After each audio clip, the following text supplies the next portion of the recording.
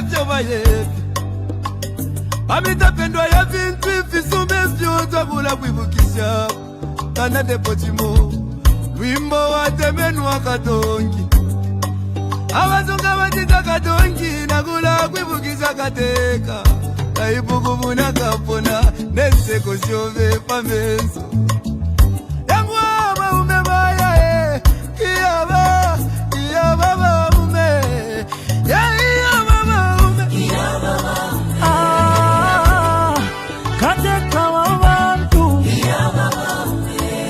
Twakulira lelo twakulira Shika kukonke milimo shove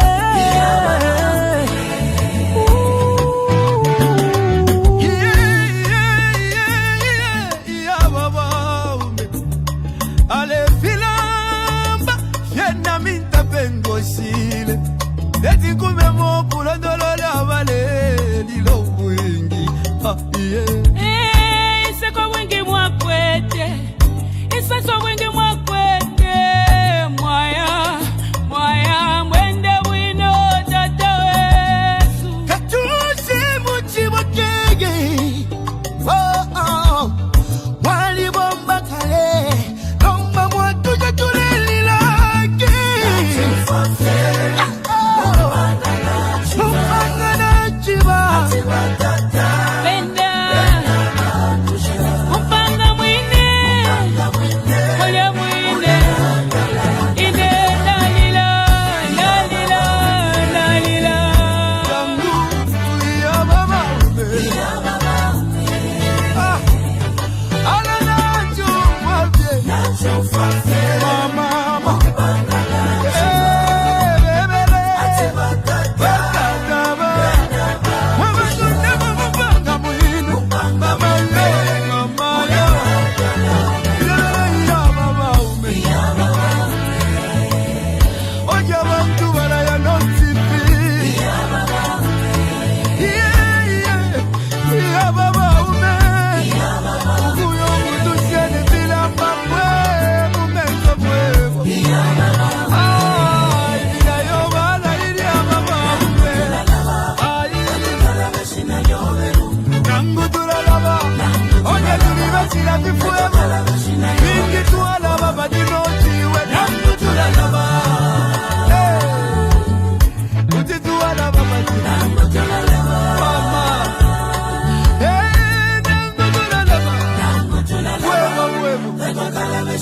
Ukula bevyo watu dobuingi Ibisebo wapangini obuingi Ukuchinjo lusako kumoneko busaka Mama, utituwa na basiani Chaku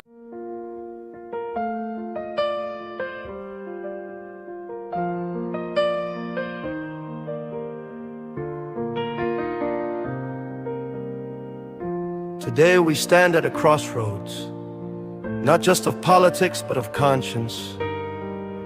The passing of our humble president, Mr. Edgar Chagwa Lungu, is not only a moment of mourning, it is a moment of reckoning.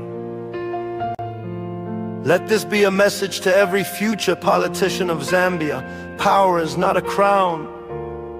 It is a responsibility. You are not above the people, you are born of them. You are raised by their trust, and you are judged by how you honor it. What we witnessed during President Lungu's health challenges must never happen again. No family should be dragged through courtrooms while grieving. No widow should plead for dignity. No orphan should wait for justice to bury their father. This is not the Zambia we were meant to be. Let us start over. Let us rebuild, not just our institutions, but our hearts. Let the death of President Lungu remind us that we are each other's keeper. That love is not weakness, it is our greatest strength.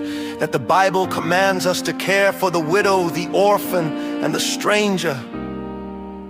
And that true leadership begins with compassion. We only have one Zambia. Let us raise her high, not with slogans, but with service. Let us show love, not just in words, but in action. Let us unite, not just in grief, but in purpose. To the Lungu family, we are with you. To every citizen, your pain matters. To every leader, your legacy begins now. One Zambia, one nation, one heart.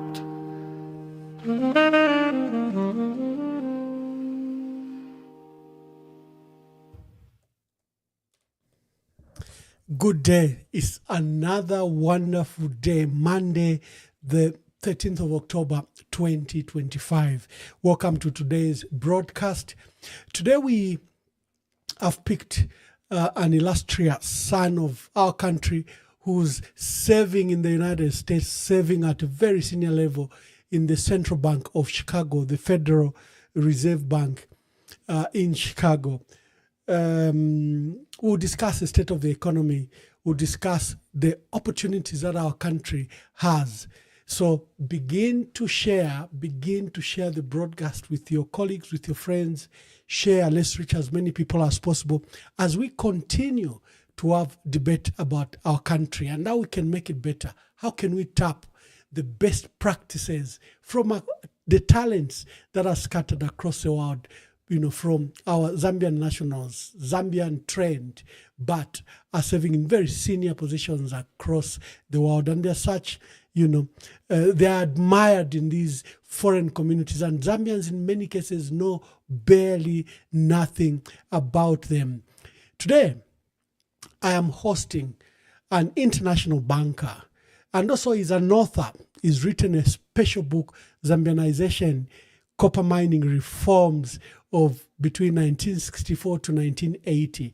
And most of you that listen to this broadcast, you know how passionate I am about the mining sector and how I think it hasn't been a major driver for our economy because of policy differences, policy inconsistency, and the hijacking of policies by foreign entities. So we will spend some time to discuss why did he write that article and why did he trace the history of the Zambianization decision by Dr. Kaunda in 1968 and 1970 through those reforms. Ladies and gentlemen, thank you for joining us. And like I said, please share the broadcast, share, and tell us where you're calling from. Where are you joining us from? Let's just know about where you are. Do you have power? Share, we know, So let me bring my dear brother, a dear, national of our country who's serving in foreign land. His name is Seso Nsambila Mbolela. My dear brother, how are you?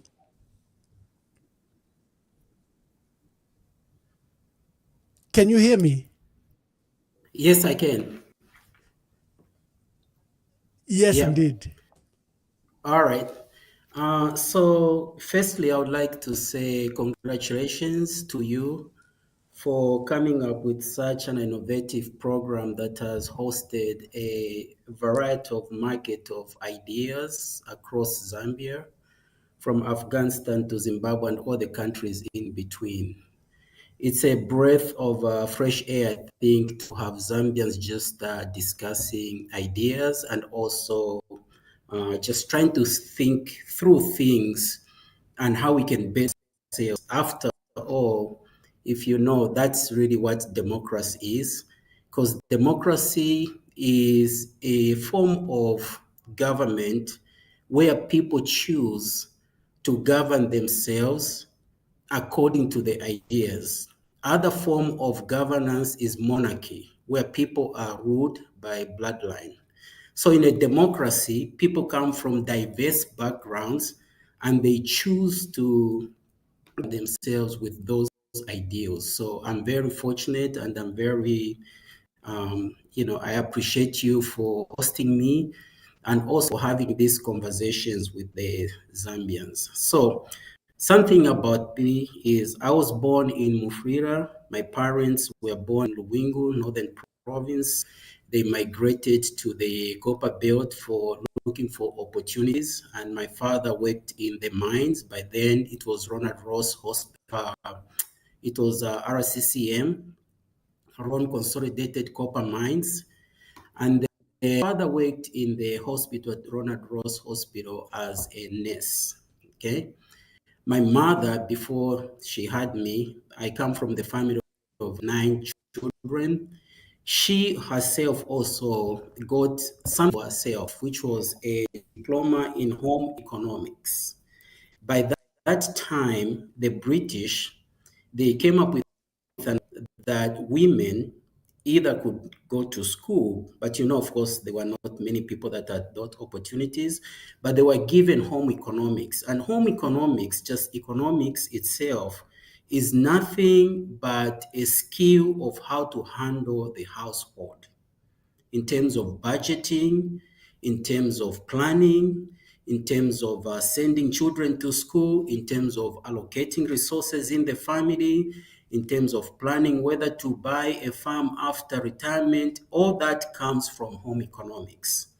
By the time you're looking at how to manage a country, that is macroeconomics. But the essence of economics itself is how to manage a household. So a country is a household because within a country, there are 3 factors of production, as you know. Land, with all the resources Before that we are... go to the state of the Okay. economy, tell us just briefly. I know you've just touched on the background. You grew up, from Luwingu to the Copper Belt. Tell us about your schooling and professional life. Where did you go to school? What have you studied? How did you become a banker? Are you trained as a banker? Just walk us briefly through that. All right. No, sorry, I'm laughing because Sangwa's announced to venture into politics, and somebody was saying he was from Congo, and the reason they said that is because he can't remember where he started his grade 1. So I'm not vying for politics, but I started my grade 1 in Mufrida at Mutamba Secondary School. And then from there, I attended school at Ipuskiro Basic. But then I finished my grade 7 at Murundu Primary School. But by then, my father had retired from the mines. And then from there, I went to, oh my God, I need to move. Just give me 1 second. I need to move here. I think this will drop here. Just give me 1 second. I didn't know that my charger was not connected.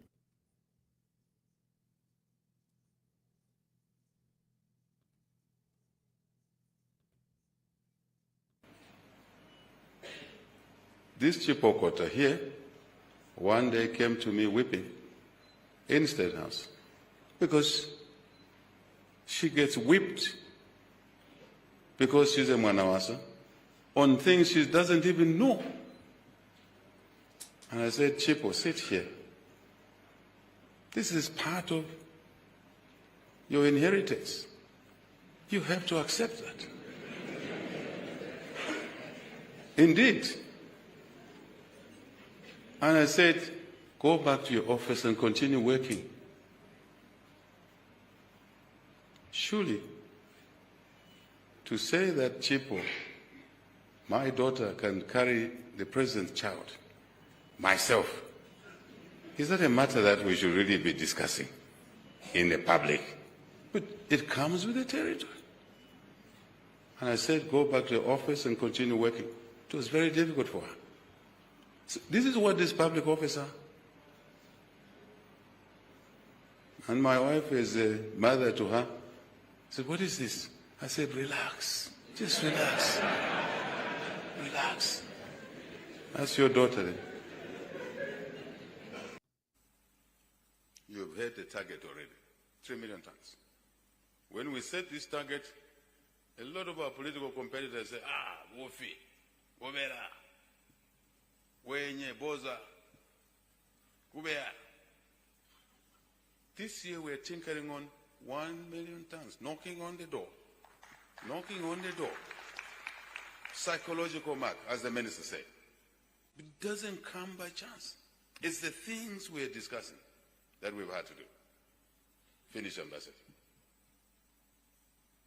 It's the things that we've had to do, we're doing to get to 3 million tons, break the psychological mark, even our detractors, and they're there. Few as they may be, but they make a lot of noise. As the minister says, how can you talk of a failed state? You were running the country, you sunk us into debt, you failed to restructure the debt, you had no credibility. The economy was declining at minus 2.8%. Your friends come and clean up the mess you created. Instead of saying thank you, you're saying, no, Zambia is now a failed state. Are you talking to kids or you're talking to who? Honestly speaking.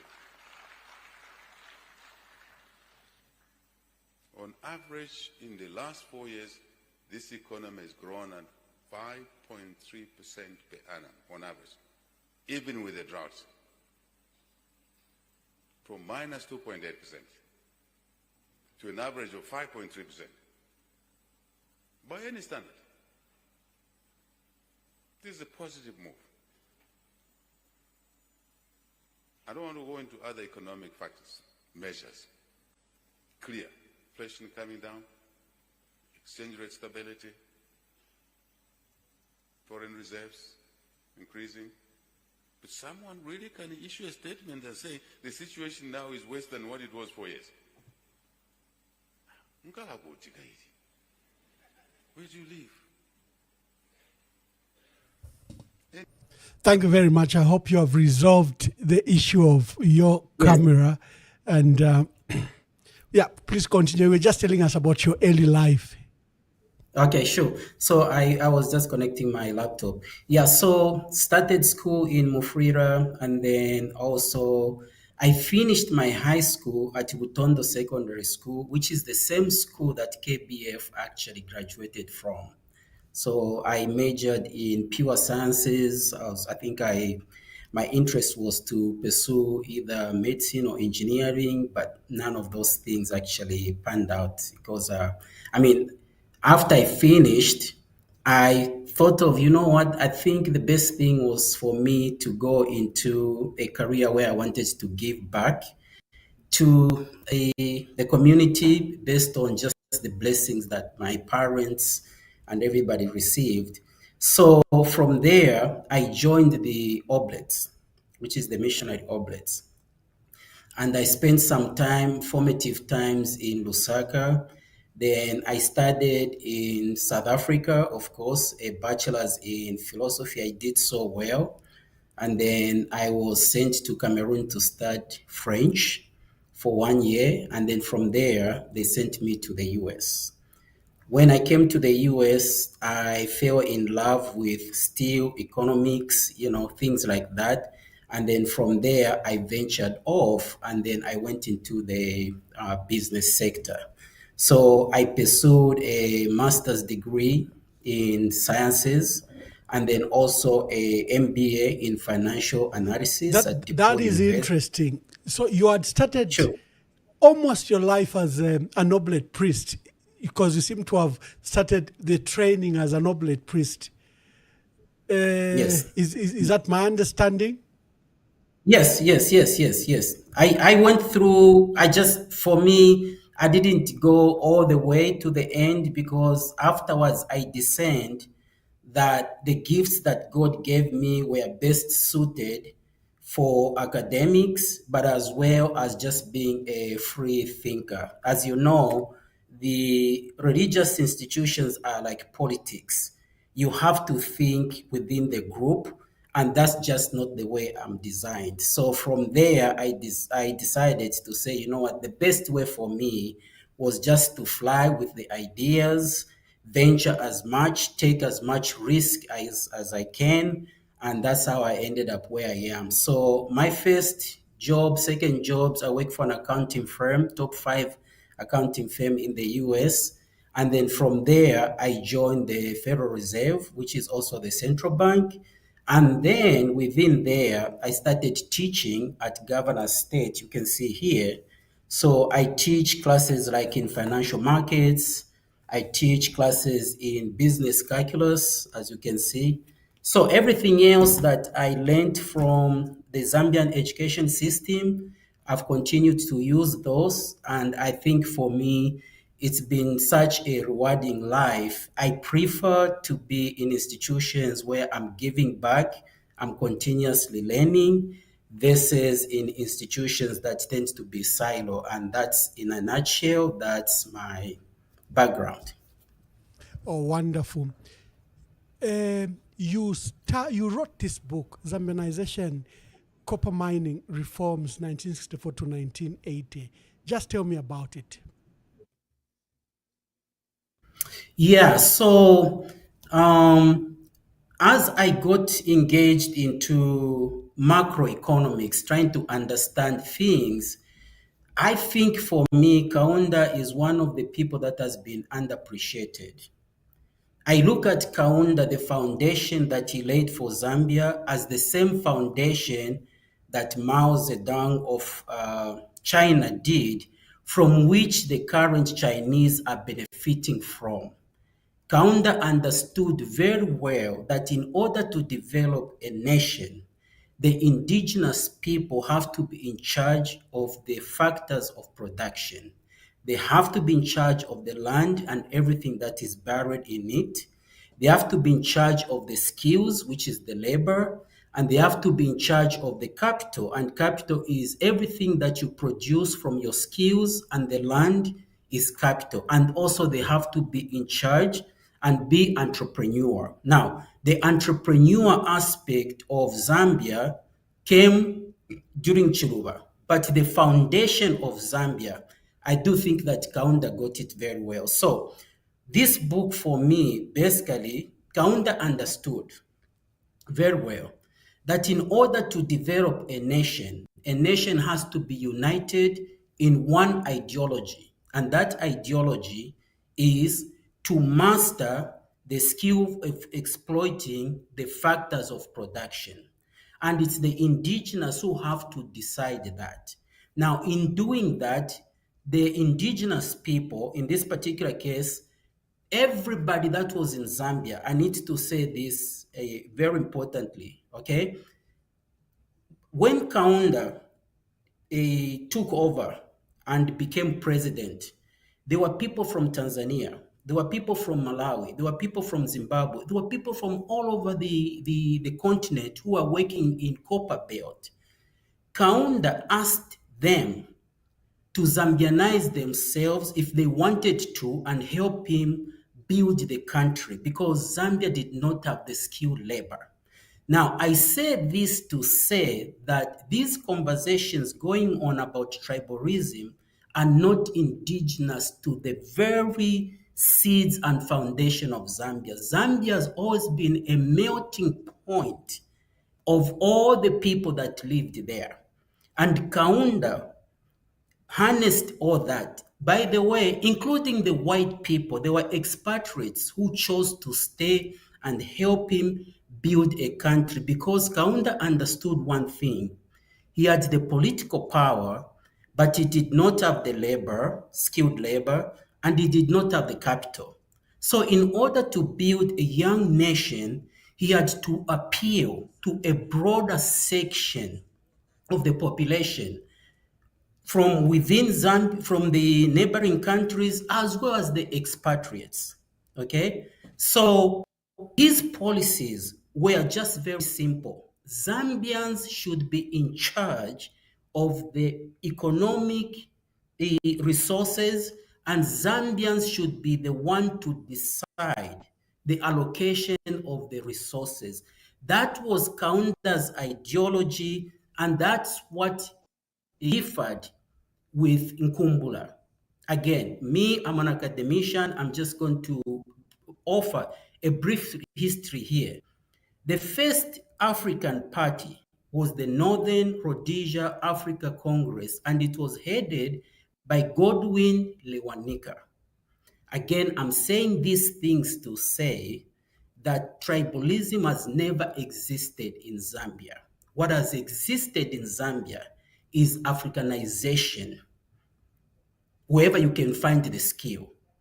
Then, after that, the next person who succeeded Lewanika was Harry Nkumbula. Again, I'm emphasizing the same thing over and over. And Kaunda was the Secretary General of the ANC. Kaunda departed from the ANC because he felt that Harry Nkumbula was more moderate towards the colonialist. Kaunda had no patience because he had experienced all the hardships of being under a regime that is oppressive and where Zambians did not have the means to claim territory and ownership of their God-given resources.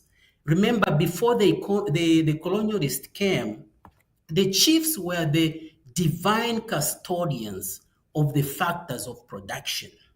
Everything that existed in the land belonged to the chiefs. When the colonialists came, they colonized that and they became the custodians of the resources. So to this day, I know we are going to get into this further, but I'm just setting this as for starting the conversation. To this day, the chiefs. Seso, you are dropping huge nuggets here. And I love how they're lined up. There's one factor a fact that many people do not know, that you had nationals, migrant labor that was available in Zambia from the United Kingdom, from Rhodesia, from Malawi, from Tanzania, from DRC, Botswana, Zimbabwe, who in 1964, Dr. Kaunda gave an opportunity to become Zambians. So they chose whether to go back or whether to remain foreign nationals or to adopt, that opportunity and become Zambians. Just expound on that point. And then the formation of the ANC and then the breakaway, ZANC and later UNIP. I think repeat those facts, especially for our new audience. The young people. So I guess it's important to understand that, firstly, you don't have a Zambia. What you have is Northern Rhodesia, which is now Zambia, Southern Rhodesia, which is now Zimbabwe, and Nyasaland, which is Malawi. The three countries that are now independent were colonized, one as a federation. So therefore, what you had is the mining revenue from Zambia developed Southern Rhodesia, which is Zimbabwe, and that's why you had this land issue, because miners worked in Zambia, they expatriates, but they retired in Zimbabwe, okay? But at the time of when Africans were waking up, seeking representation and power in the politics, they came up with an initiative to say we need to form our own party. Now remember, the name of the party was Africa National Congress. It was not a tribal name, it was Africa, continental. Why? Because at that particular time, before independence, you had the Zulus, you had the Chewas, you had everybody living in Zambia simply working together and united by one thing: economics, to take care of their families. And that's why that foundation for me is very important, because once you start having these modern day conversations, you need to understand how Zambia came to be. There were also expatriates who chose to stay in Zambia. In fact, actually, one of them is John Moffat. He ran under UNIP in 1964 against the ANC and against also the United Progressive Party, which was a white party. So by 1964, there were three parties: UNIP, which broke away from the ANC, and I said he broke away. Kaunda was the Secretary General for Nkumbula. It's important also to understand, Nkumbula was more so very educated than most of the politicians of that day. Why? Because he was a teacher and he also pursued economics at Makerere University. So he was able to reason with white people, and white people gave him respect. Now, that also was his downfall, because he ended up making a secret deal with the white people in Zimbabwe to undermine the white people in northern Rhodesia who are seeking more power. And that's when Kaunda descended and said, you know what, I'm going to break away from ANC. Why?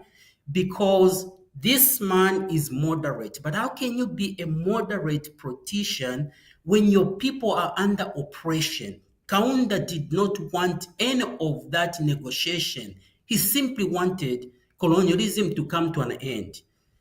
ANC, on the other hand, wanted a party of representation, and therefore it was moderate in ideology and everything. And that was the departure between Kaunda and Nkumbura. At independence, we had multi-party politics. The UPP had 10 parliamentary seats, UNIP had 55, and then ANC had 10. So that makes 75. Okay? Now, it's important for me to say this again, that Kaunda learned from the mistakes of watching what was going on, that some of our people are very easily bribable. And therefore, you cannot build a nation when you have other people who are making side deals. And that's how Kaunda, again, in 1972, decided that it was illegal to have multi-party politics, and that's how he banned the ANC, okay? So that became the one-party state. Now, the reason why I've established the foundation is to understand the difference between Zambia and China is not the lack of education, is not the lack of political will, it's just one estimation at least. We departed from the one-party state of thinking because we wanted opposition. Thank you, Seso. Thank you, Seso. Politics. Yeah, thank you. Yeah, I think let's begin to with the foundation you've given, the founding of our country, where for 10 years it was a federal state with Nyasaland and Southern Rhodesia. For 10 years, from 1953 to 1963. And then, we separated after, I think there was a commission called the Moncton Commission. And the commission recommended that the countries should revert to what they were before 10 years. And, it was a pathway to obtain independence, especially for Zambia and Malawi. We begin as a multi-party state. Now, as at 1964, 1965, our economy is thriving. Our economy is far better than Singapore, than South Korea, than, in fact, per capita, GDP per capita, than China. We are the third largest economy in Africa. What went wrong? And that's where I saw you were going. What went wrong? Because now, 60 years later, these countries are thriving first world. They have marched, to become industrial manufacturing hubs and, first world states. All right. So let's first explain why Zambia in its formative years was successful. Kaunda had political power. Kaunda did not have the economic means yet. All that was in the hands of the colonialists. They are the ones who understood the mining markets. They are the ones who understood mining trading at the London Metal Exchange. They are the ones who understood the flow and inflow of capital. Kaunda was genius in some ways, in many ways actually, that is given credit. He did not announce the reforms immediately. He negotiated with the mining corporations and he said, listen, I have been given a country where literally nobody is skilled and trained to run a country. I'm going to let you guys continue with the mining as it is. But I want one thing in return. I want you guys to start helping me build the schools, the roads, the hospitals, because I want Zambians to be the ones and be prepared to take over the economy. That's why it's called Zambianization, okay? So at that particular time, it was not the policies of Kaunda that made Zambia powerful. He just inherited a situation in which it was already established to be powerful.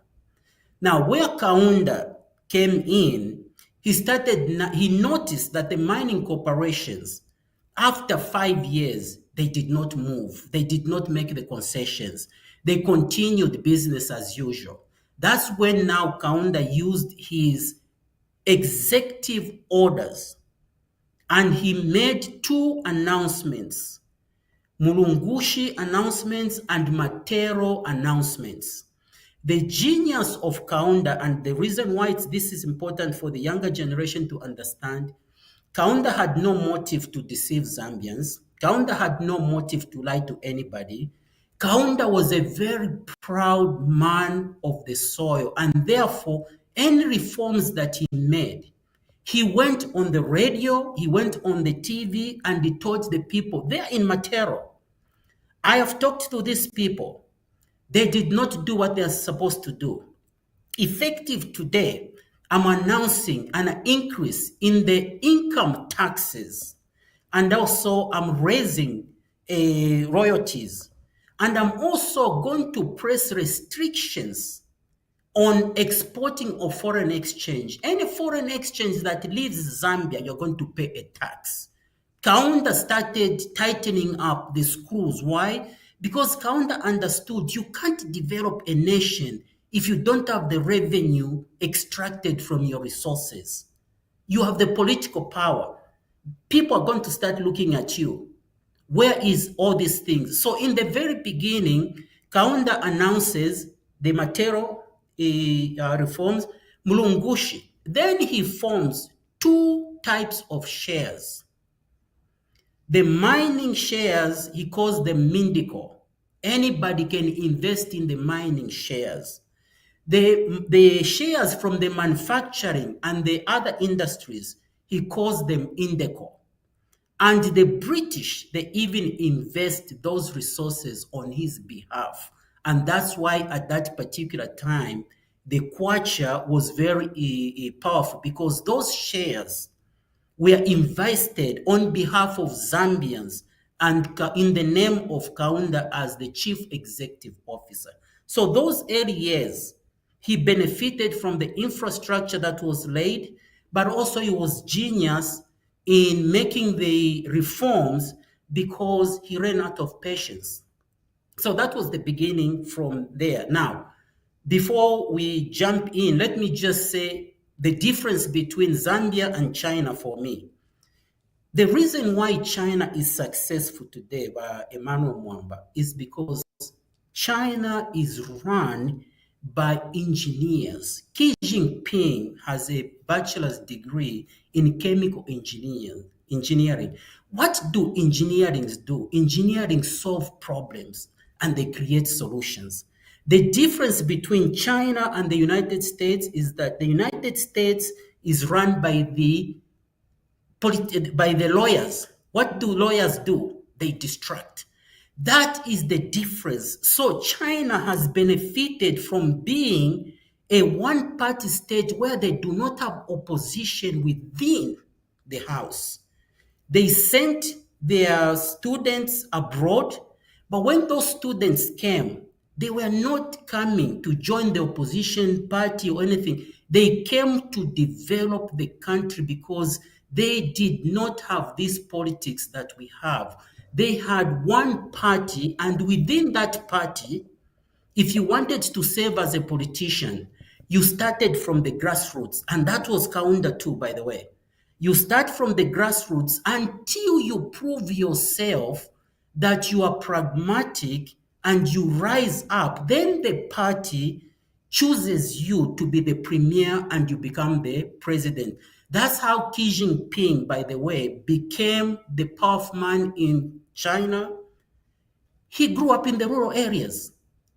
And in the rural areas, he developed a reputation of being pragmatic, solving problems, creating solutions, and his peers noticed with that. And therefore, he was tapped in to go to Shanghai, and that's how he was able to blossom and become the most powerful man.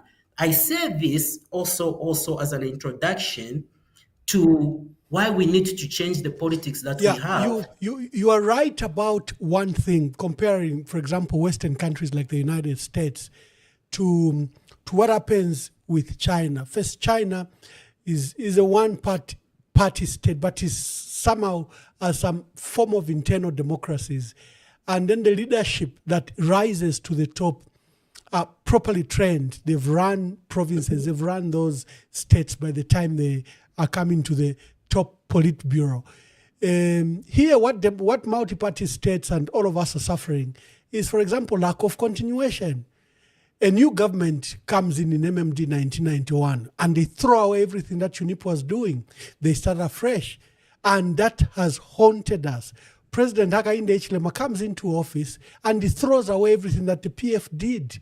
So that cannot happen in China. What you have is consistency and continuation, and they've benefited from that, among other factors. Yes, for us from outside would worry about the state of human rights in China and the centralized power, by a few, but it has worked for them. And remember, they are a civilization that has gone uninterrupted for the last 3,500 to 5,000 years ago. Imagine what we started Africa in Egypt, because Egypt 5,000 years ago built the tallest building in the world. It remained the tallest building until the Eiffel Tower in Italy, in France, was built just 200 years ago.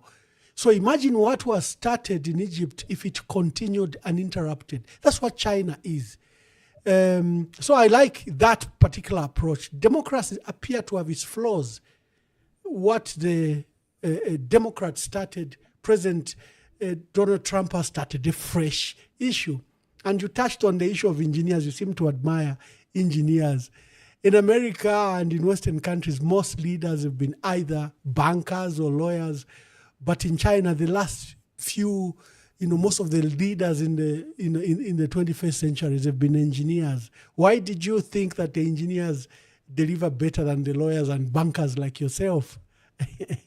Okay, yeah, that's a very good question. So think about it. The Chinese model is that they looked at all the sectors and they figure out we are going to be number one in technology.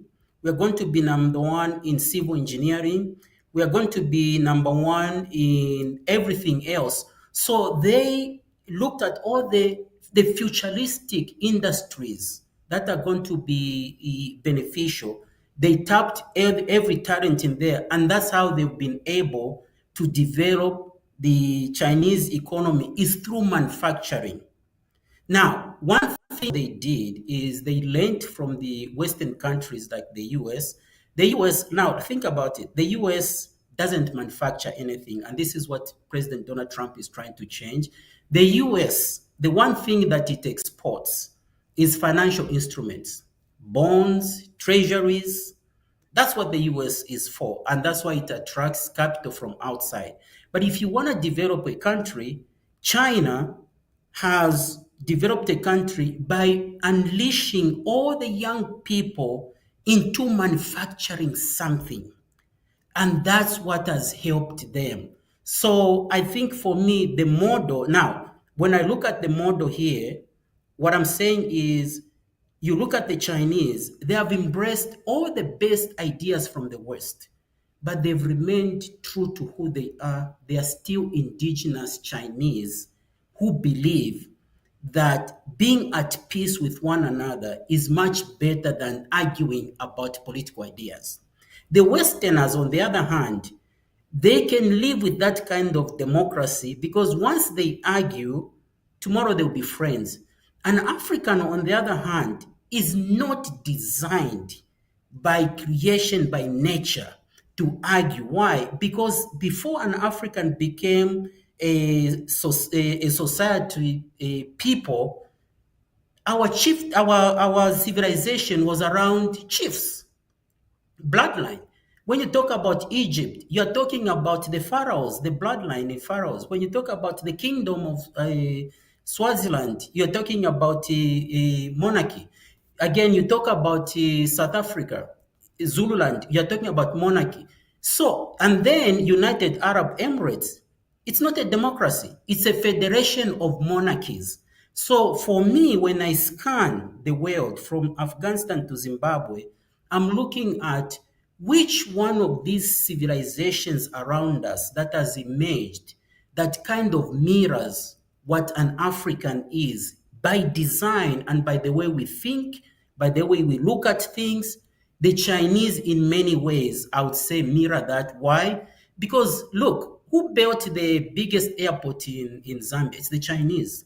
The Europeans were there for 40 years. They were just taking.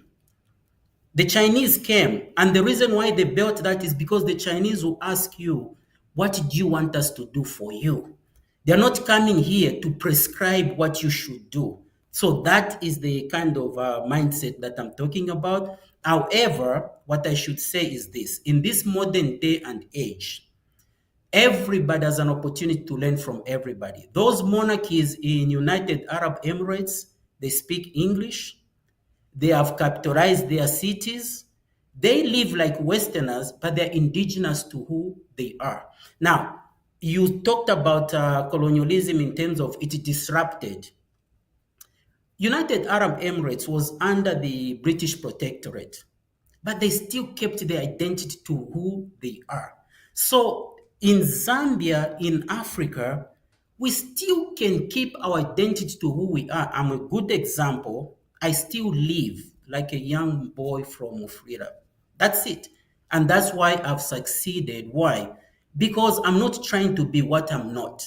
I know what I am by essence. But you can learn from other cultures. You can incorporate the best practices from other cultures and still remain true to who you are. Every person under the sun have their DNA. The Europeans have their own DNA. The Chinese, the Asians, you notice these other people are not trying to be Europeans. They're just trying to be themselves, but they are learning from everybody. Steve Jobs created an iPhone. The Chinese, now the Koreans are making Samsung. In this life, in order to go far and be progressive, you have to learn from the ideas of those people who are successful. And it doesn't matter whether they are Christian, they are Buddhist, they are Hindus, as long as it's pragmatic and you implement it in your life, it shall be. And that should be the way we should be looking at things. I love that. We will be narrowing down to home in Zambia and see the state of our country, and also discuss briefly the budget. I hope you had an opportunity to look at the budget that was presented by Dr. Stumbeko Msokotwane. Let's look at the state of the country. Where are we at? How do you see our economy, and what can be done? All right. So let me pick it up from Kaunda. So Kaunda rules for 27 years, and now we have a new system introduced by Chiluba. Chiluba, in my ways, every one of us have weaknesses, but the genius of Chiluba to this day, for me, Chiluba was very honest with the Zambians, and that's what leadership is. Leadership is about being honest with the people that you are leading and tell them the truth. This is where we are. This is what I can't do for you. This is what I can do for you. Usually people are very gracious and they are going to understand because they know you can't solve everything. So when Chiluba took over, he faced the Zambians and he said, the country is bankrupt. nobody's going to give us more money because of what really happened in the previous regime. So you Zambians looking to the government for transportation, UBZ, you're not going to find that. Looking for hospitals, the government is not in the business of providing services to the people. Chiruba made that clear. So he said, if you want a house, you now have to buy land and build your own house. If you have means of importing a bus from outside and go into business of transportation to help the government with the issues and provide solutions with transportation, is duty free. Okay? And then if you have money to start businesses, please bring that money. We are going to give you concessions. That's how you ended up with malls. There were no malls under Kaunda. There were malls under Chiruba. All of a sudden, you have Zambians beginning to be entrepreneur. Those who served in the government, those who are lawyers, they decide, I'm not going to work in the government, I'm going to start my own practice. Those who are engineers, I'm going to start my own practice. So when a person starts a job in Zambia, what is the first thing they think about? I need to buy land and the house. That is Chiluba, ladies and gentlemen, and that is what leadership is. Leadership is about providing vision to the people and resources and opportunities and policies where people themselves can choose which one of those risks they can take. The Zambia that we are enjoying today, Chiruba is responsible for that. For Zambians being entrepreneur, having their own businesses. Okay? Now, take it further. Currently, where we are, in my view, I do think that when President Hakainde Hichilema ran for, for politics, he had a very good vision. And the vision was, ladies and gentlemen, I'm a businessman. I know how to build businesses. I've built a business. I can use some of these skills to help you guys unleash yourselves as well. And then I think because I'm a businessman, the international community are going to respond to me because they are going to feel, you know what, this man has built a business, so therefore he's going to come up with policies that are going to be pro-Zambian businesses. And that's how he was given the opportunity, of course, all right? But I think for me, the biggest mistake the UPND have made is that they have prioritized giving incentives to the investors and not coming up with policies that Zambians themselves can pick and choose which of those risks they can take. Like with Chiruba. Chiruba did not tell you that you have CDF. Chiruba told you, if you want to go into healthcare and you have money, go with it, you have my blessings. If you want to go into transportation, you have my blessings. If you want to go into the business of import-export, you have my blessings. He simply provided an environment in which a Zambian can pick and choose which of those businesses they can.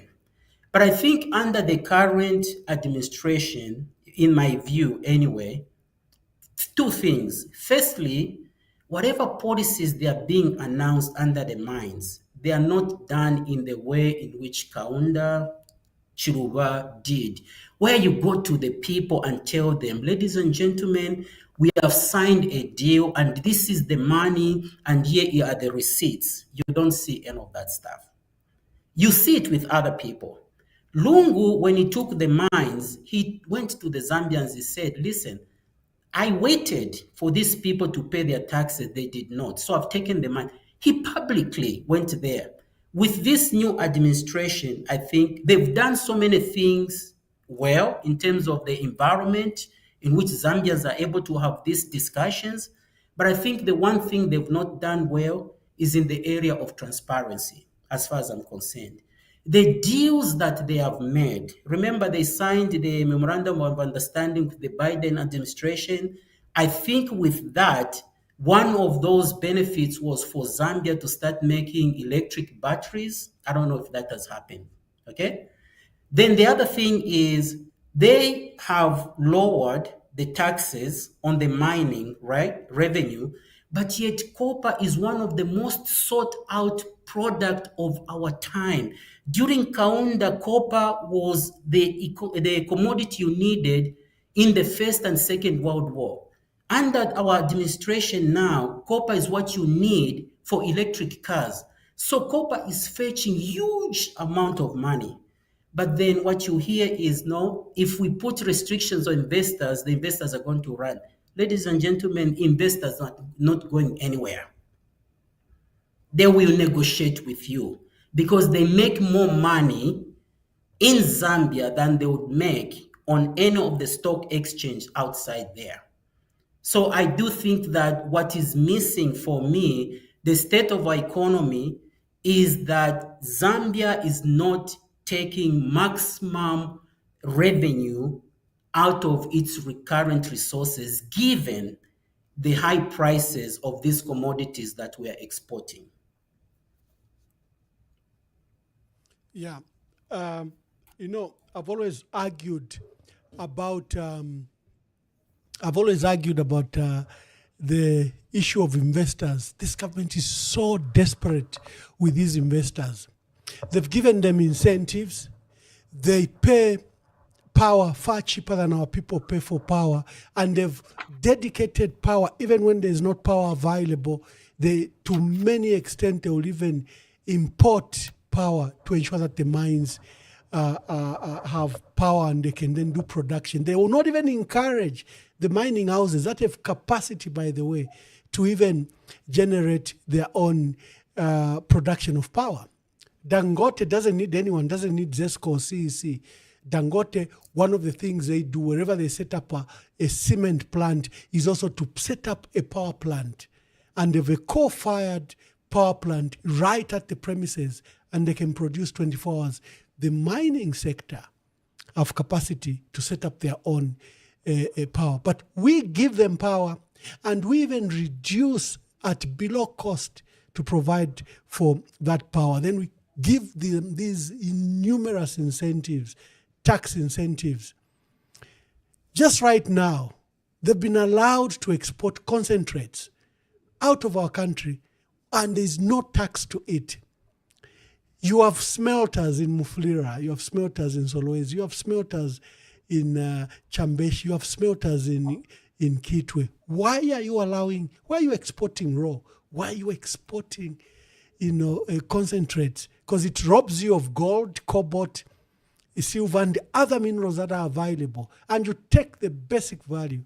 So I agree with you when you say they've concentrated on giving incentives, because why allow emeralds to go export free? Why? When you are now the number one exporter of emeralds in the world. Look at it, the Congo.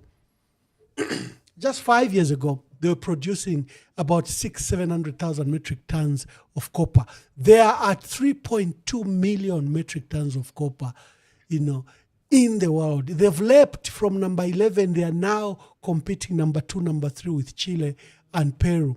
What has Congo done? There's no reliable power in Congo. Number 2, there is no infrastructure, reliable road and rail infrastructure. If you send trucks, the turnaround from Congo could even be up to 21 days. They have insecurity, lack of peace. They mine under flying bullets or rebels or militias who can just come and interrupt your mining. But how has Congo jumped from 800,000 metric tons to 3.2 million metric tons? And these mining giants from Australia, Canada, why haven't they left the Congo? So I've never understood the Zambian government, subsequent governments, with their mindsets where they think they have to bend backwards to give the investors these ridiculous incentives. Now, can I speak to that? So I think I have to be gracious with the current administration as well as even the previous administration. One of the weaknesses that we have with running the mines is that, yes, we have the mines the land belongs to ours, but the technical knowledge in terms of exploiting the mines, trading the commodities, raising capital. Mining is a capital labor intensive industry.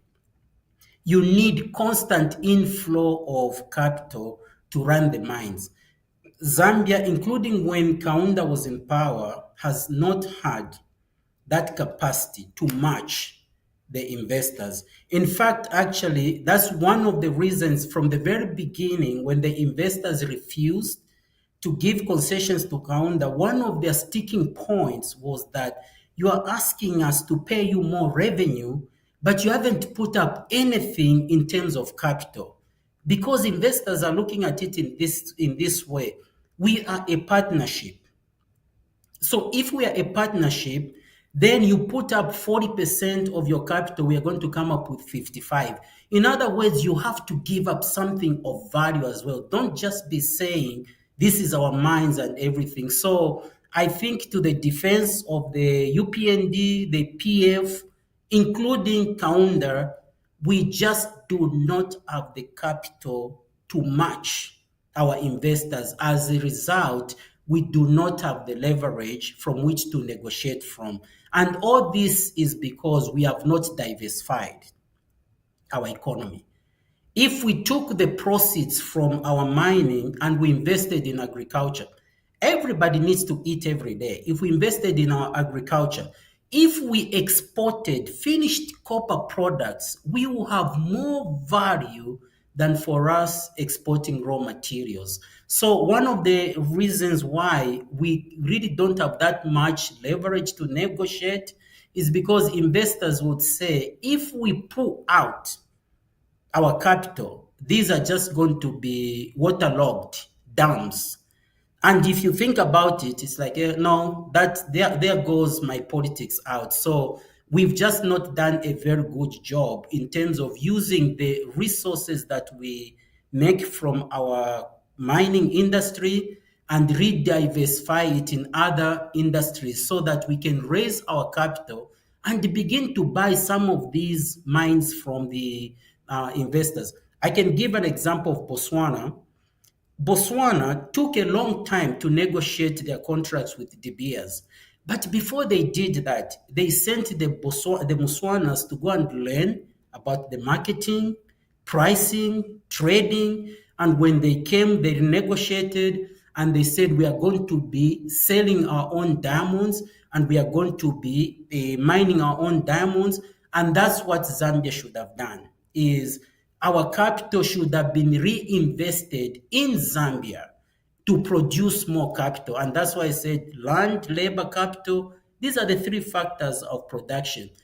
The crisis that we are in right now, even the previous government, is that we give up the revenue from the mining, which is assets. But then we've been convinced by the IMF, World Bank, that borrowing money is what is going to develop Zambia. Again, that is just nothing but a colonial mindset. Those boys in Dubai, you cannot tell them that they are not going to raise taxes on their oil and they'll be going to the IMF to borrow money. Have you seen them? They are not. Saudi Arabia, they are not going to go and borrow money from them. How do you go and borrow money from another person when your father, if it's lesser, God, Allah, has given you the resources? You raise your revenue from those resources. Until we decolonize our minds, we are not going anywhere. There is nowhere, not even in the Bible. The Bible tells you, be the lender, not the borrower. So you can't be raising debt and thinking develop a country by raising debt. You have to raise revenue. Every country raises its revenue, and that should be our strategy. And that is what is also fiscal policy is. The government has to raise revenue. The same way they raise revenue from the locals, they have to raise revenue from its natural resources. Wonderful, wonderful. Dear viewers, this is time for you. This is time for you to participate in the program. Please now call. I'm so sorry what happened yesterday where my WhatsApp just crashed. I was surprised by the interest callers had in in Mr. Wheeler, Joseph Mdolo, my WhatsApp crashed twice for both numbers. I think it won't happen to them. And like I said, I've asked my technical guys to ensure that I think we get. I'm researching on some equipment we can use just to process these numbers. I already have the first caller, so I'm inviting you to make your calls right now, and so that my guest can handle your questions. Caller, just a minute.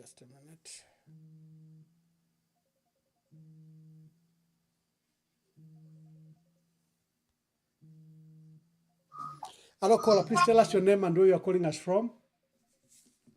Good evening. My name is Nancy, calling from Copperbelt. Nancy, good evening. Yes, good evening, Ambassador, and good evening to Mr. Mbolela. I'm very happy to hear. I don't know this man, so it's the first time to hear of him and what he's been explaining, the history of our politics. Very interesting. Not to take up too much time. I only differ with him on his assertion that as Zambians, we do not have the technical know-how to raise capital for and run our mines. I think that is an idea that has actually been sold to many Zambians, that we cannot do this. That's why we need the investors. Yes, we may need to allow FDI here and there, but some of these assets, we just run them on our own and manage them. We have the technical know-how. If you go into the mining companies of Zambia or the major mining companies and look at their human resource, even when they are going out to look for money, if you know the politics of the financial world and you need certain faces to be there, some of our investors do not do this themselves. Even them, they just hire the favorable faces to go and speak to the financial people and raise revenue. Many of these investors come here with not much actual money. They raise the money after they get the asset on Nkongole, and then they raise money using that asset and the production of that asset. So the same way, if Zambians are running these mines, we can hire the so-called favorable faces to go there, and they go with us, the Zambians ourselves. Even that's what happens now. They do go with some of the Zambian human resource, and they go and do those things. There are people who know, but we just need to be given a chance. When Anglo left, after ZCCM was sold to Anglo, this Chingola mines and everything, when Anglo just dumped it, it was run by Zambians until Vedanta came. So if that was happening and they were able to pay themselves, there was never a time that people went without salaries or anything like that. If that could be done then, when knowledge was not even as easy to acquire as it is now, what more today when people have attained far much more in terms of education? So I think that's the idea we need to move away from, to say Zambians do not have the technical know-how. Yes, mining can be capital intensive and everything, but you can raise that money using your asset as your collateral. You use your reserves, your ore reserves, the size of your deposit, and how easy it is to mine. All that, you use that to borrow money if you need to borrow money from outside. And we run this. So I think that's something that we need to move away from, that kind of thinking. Thank you so much, and all the best in your profession, Mr. Mbolo. Thank you very much. Hello, caller. Please tell us your name and where you are calling us from. Hello, Ambassador Mwamba. Yes, thank you so much once again for this powerful program, and we appreciate what you do, Mwamba. Thank you. My brother Mbolela, thank you so much for a very powerful presentation. But just like the last caller, I beg to disagree with you on the issue of us not running the mines because of capital issues. I'll start with Botswana, Mr. Mbolela. I worked in BP with a guy who is very, very, if you ask in Botswana, very well known. He was once the country director of BP in Zambia. We worked with him in BP South Africa. He's now the chairman of De Beers Botswana joint venture. So when De Beers went to Botswana, and this is the kind of political will Zambia needs to have, putting the nation first before any other interest. They told them that we've got the minerals, because when you are doing a business, in accounting, there is what is known as variable consideration. You understand that. You've done business. So when you are doing business, or you are selling something, you come with something. So Botswana told them, we've got the minerals. They are our assets. You are bringing expertise and capital. So we go into a joint venture. So that on its own is national interest, because we've got the minerals. They told De Beers, go somewhere, we'll find another one who'll share 50%. But then let me take you back. You mentioned about Kaunda and the Matero reforms when he took over 51% of the mines controls, because he wasn't getting the best out of the mines. But if you remember, Mamborela, if you studied that history, Kaunda, since Zimco was listed on the London Stock Exchange and probably the Paris Stock Exchange, and it was one of the top 500 companies in the world, Kaunda issued a bond of 8 years to pay the two mining companies, RST of America, which was Loan Consolidated Copper Mines, or Loan Trust Investments. And then that was run by a guy called Tyne Lawrence. And then Anglo, he also paid them. So if Kaunda could find capital that time, because copper is one of the most powerful commodities, so there is nowhere any stock exchange would fail to raise money. But the only problem Kaunda had, he wanted to nationalize the mine. He couldn't, because we didn't have the expertise at that time. So what did he do? He told the white people, the 49%, we're going to sign a management contract so that you run the mines on my behalf and I pay you 49%. Fast forward, Mopani only needed 300 million to recapitalize. Ambassador Mwamba will agree with me. Glencore, if it wasn't for the directors being haunted by Interpol, they wouldn't have run away. They had sunk 3 shafts and a smelter to the tune of almost 3 billion. So there was no way they were going to run away. And then when we took over the mines were run by Zambians, engineers. The chief CEO is still there, Mr. Sakanya, Zambian. So all we needed is $300 million. I wrote to HH, I need to meet you when I come to Zambia. If he's listening, or somebody is listening, we'll go and tell him. We could have raised Mborela 300 million within Zambia.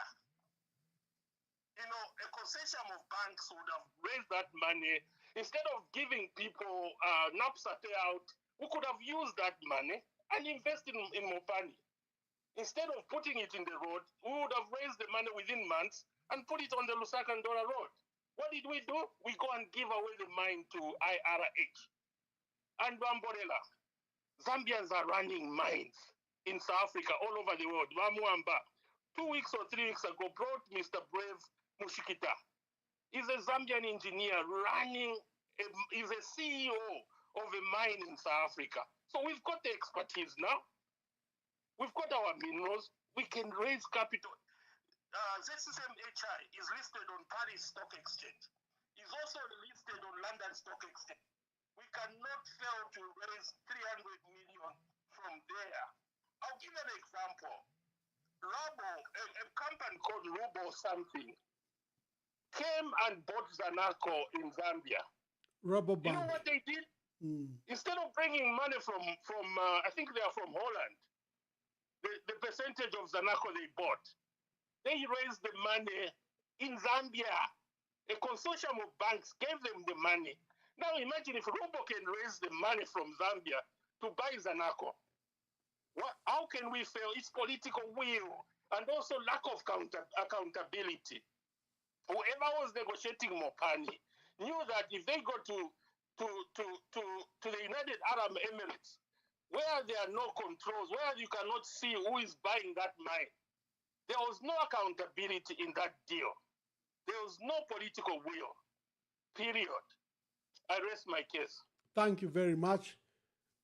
Thank you very much, Mr. Chulfia from the United Kingdom. Hello, caller. Please tell us your name and where you are calling us from. Good evening, Ambassador Emmanuel Mwamba. Good evening. This is Kefas Mwapemsonda, an advocate for industrialization and national development. Good evening, Mr. Cecil. Yeah, he can hear you. Thank you. Thank you very much. I'm so grateful that there are people who can talk about industrialization, that we can gun up together and call for this noble cause.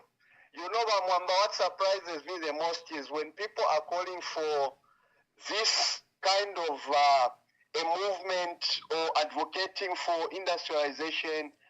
It is rare that even government institutions could recognize the effort that you are trying to put in, but our ability is to think that Zambia has the much needed resources that can even make us have an improved economy.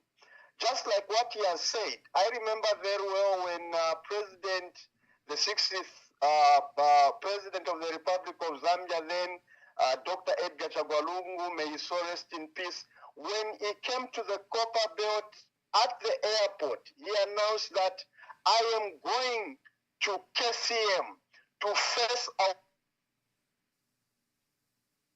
not reach a consensus. I think you, the people of Zambia, you need to accept that we need to take over the running of these mines so that we ourselves can see the purported losses that these mines have continued to register every financial year that comes in until their tax rest comes to an end. So we have the land full of resources. It baffles me and it pains me when little young men and women, for instance, in Kasempa or in Northwestern Province, discover gold. And the first statement that comes from a leader or a minister is that you cannot do it. In Mufumbwe, you cannot do it unless we find investors who would come and get the gold that God has given us. I have never heard in the years that I have stayed on this planet, Mwamba, Zambians going to other countries where they've invested and gotten the gold to get into Zambia. But us, we are fully much aware and we are giving out our resources. Where is Switchlight today? Switchlight, we are told it has depleted. The Switchlight that God gave us, I have never seen not even a single building that has been built out of the resources of the Switchlight, the Mukulas and all whatnot. So my brother, what you are talking about, Zambia will only be developed by Zambians. If we still want to have a better Zambia, let's begin industrializing Zambia, and Zambianization must come back. The spirit of Keke must return into us. We have the ZCCM-IH. What is their mandate? What are they supposed to do?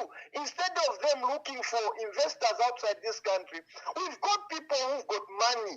If you look at the most richest people in Zambia, they are there. When Dangote came to the Copper Belt, they said we will not rely on the national grid.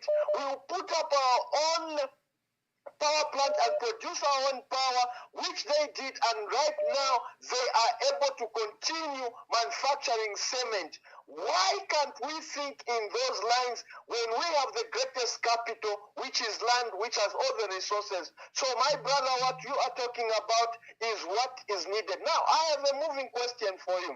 You are settled in the US. The knowledge that you have, you are a teacher. Why can't you come back and maybe, are you thinking of coming back to Zambia and impart the knowledge that you have to the generations to come so that they begin thinking about Mufurira, the land of mining, Kitwe, the land of minerals, and even other areas that have been opened up. We have seen the government doing a survey whose report, I think it will still remain with the Ministry of Mines. But when people discover these minerals, the first thing that we hear is 2 people have died, 3 people have been shot down.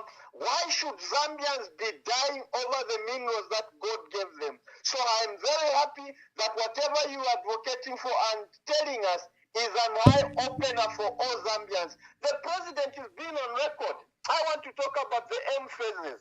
The MMG started, the PF built on that, and today we have the battery-making company in Chugombo.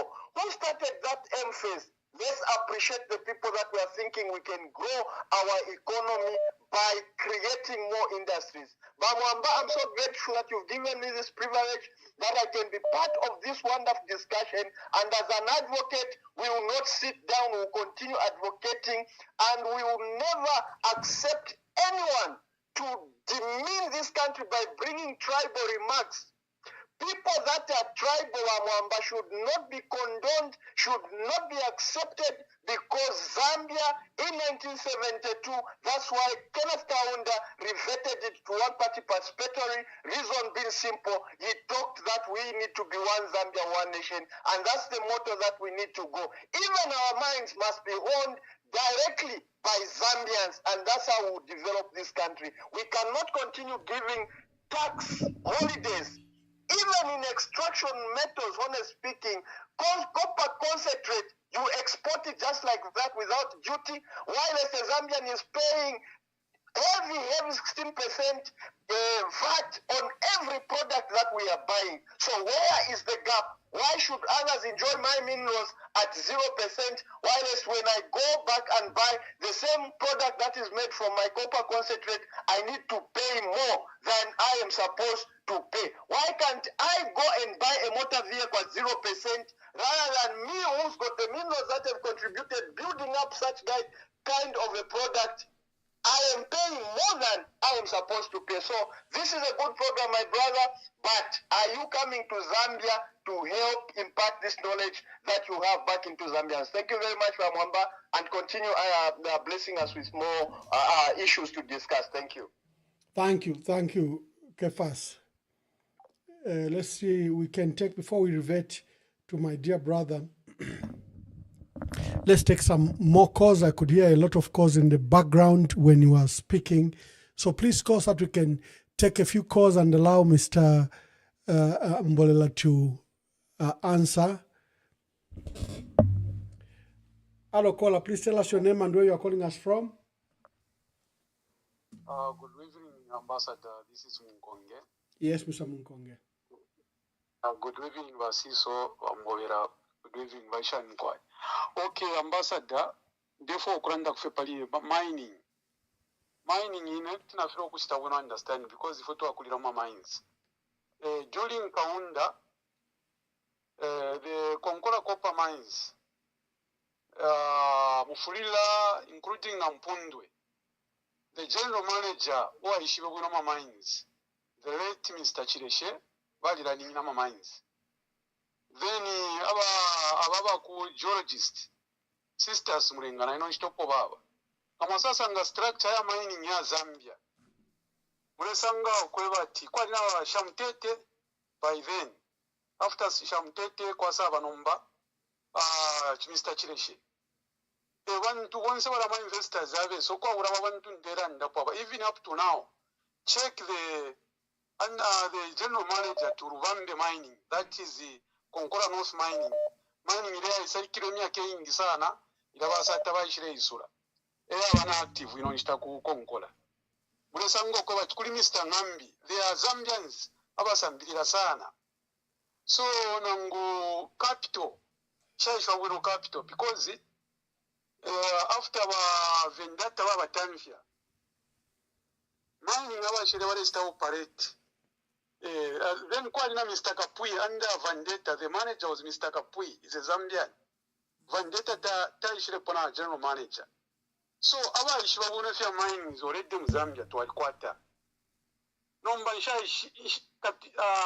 after balungu bapoka Vendetta, to aliyamba roku monokwe batapa. Filamwana wasa achitirepo after banguro wachita pull out, kwati balungu basango kwe bati, fuyena Zambia tuiwombe. Number from nowhere again got isho wapoka. So isha ishwa wino, mulandu wa kwe bati, bikuntanshi, kutukwa waku wika puwama fundaya kwe bati, government ya isapo, ngacha kwe bati tuwa wale la mwina Zambia, taifu ya chita tempa kuli structure ama mines. Because yofu ndengali haba pokutiri ya mogu tuchita protect. Mulandu wa kwe bati na government India isapo, inshistu mo, mining ilife independent, chaba kwa wino. Edio, fe balondolo le basiso, nafi mfuika sana, number one leader, afuile ya kwato wina Zambia, mindset ya wina Zambia, nga tuwai kwata, fionze chitu wachita wino, tina pera for example, inepi foli mbishira fiaro, wakwali baba shukuru, aba kwete ili mpanga, wafu wabashira wana wawana, bambi wafu wabashira wana wampaka na ine, nemu shukuru na sasa nga fiato impanga ya vena ngoma, but walaba kwete ili mpanga, wale shito kulingana na pali teknoloji ya wopo iperere. Nomba ina na safi ya rwarero, ngomu ishukuru mpanga is more than 200 years ago.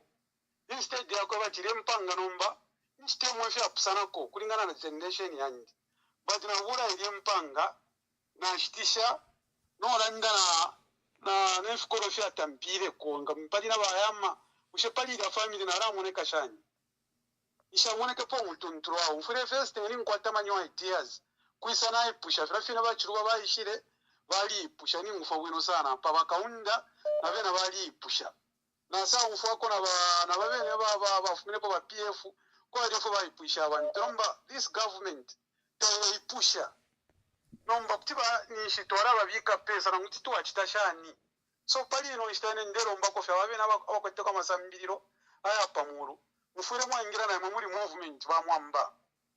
Wasiso na bambi abashara mufuremo abata movement yenu pakwe bata at least movement yenu iranga aba strong in future time government ngaire focus mamunshira you are able to attack ila government ukwimina kwa abena Zambia okuture ata mufuremo ikara fya mufuremo mwakwata movement yenu mwe baba outside mulega beshe charopo chireira before mwamure shibe fingi like nali mwana ko nyozi mwe akwe bati ili ya solar project company wa pera project ya kurandani ya kwa tafe capital 11 point something million but kono kuzambia wasara ndati ara sta invest 600 million number from 11 million ila company ara afunya kuisa ila 600 million ise ingishemu so kuntanisho kuturea mure isura kwa menso mama na government toko ilea ngapari ama dubious means mwabena mwabari kunse mwaba feelings akwe mwachita expose because kabora arangare fo kwiba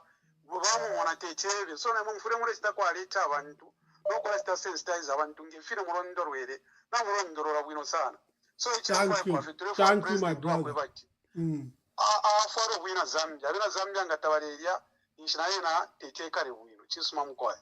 Thank you. Well, there are more calls. Hello, caller. Please tell us your name and where you are calling us from. Good evening. Telimbike Zulu calling from Lusaka, Zambia. Make your contribution. Thank you so much. I want to appreciate the fact that Mr. Mbolela there acknowledged that we have taken English as a measure of intelligence, especially here in Zambia, which is not supposed to be the case. Now, coming to the capability of Zambians to run the mines or to run other major industries, yes, we have got capable people who can run these mines.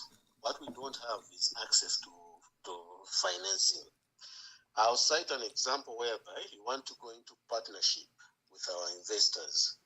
You know, you can do everything from the scratch up to the time that you make the project shovel ready.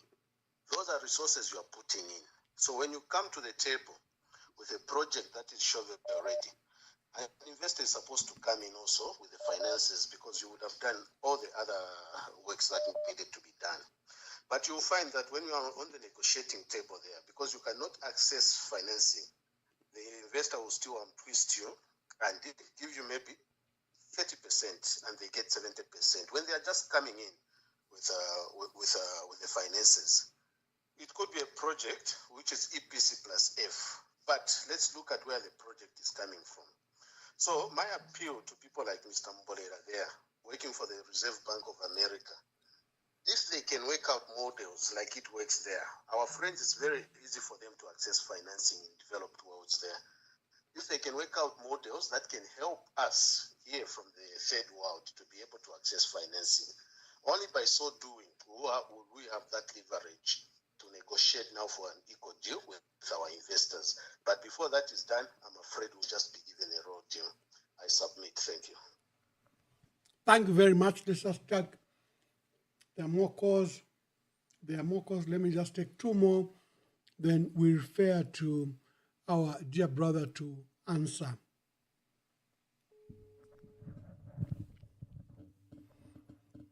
Colleagues, we are hosting our dear brother Seso Mbolela, who works for the Reserve Bank of Chicago.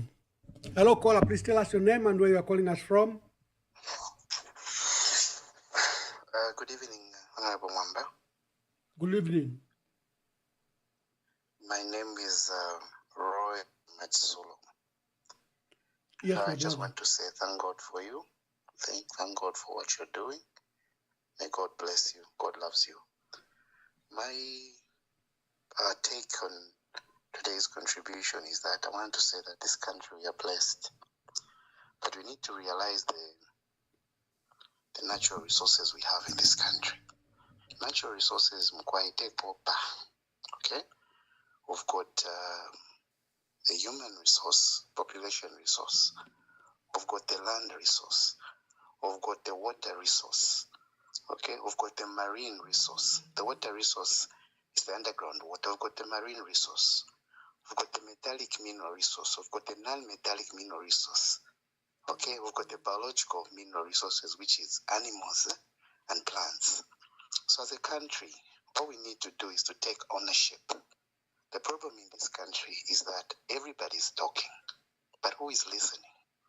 So we need to take ownership, even at yard level. Okay, I don't know why people, they want to be in charge of constituencies, but they can't take care of their own yard. You want to manage a constituency, but you can't take care of your own yard. Look at their yard. So I think let's realize as people that the most important thing we need to do as individuals, okay, is to take ownership. Take ownership of every situation. Like you are saying, we need to take ownership of our natural resources. Otherwise, this country we are blessed. And what you're saying is very correct. So let's just love one another and let's take ownership. Thank you, sir. Thank you very much. Callers, continue to call. We value your views. We value your contribution. You make this program what it is. It is you, the callers. Maybe at this stage, I think most of the people have called. My dear brother, you heard the callers, you heard their concerns, you heard their contributions. Please begin to answer to the callers that you received and the questions or contributions. All right. So I think I'll go to the first lady that called regarding that mining is capital intensive. We can raise our capital ourselves. That's just a colonial mindset of thinking that we can't raise capital. I mean, I agree. Let me just say this. There are three ways in which a corporation can raise capital. The first one is they can go to the bank and borrow money from the bank.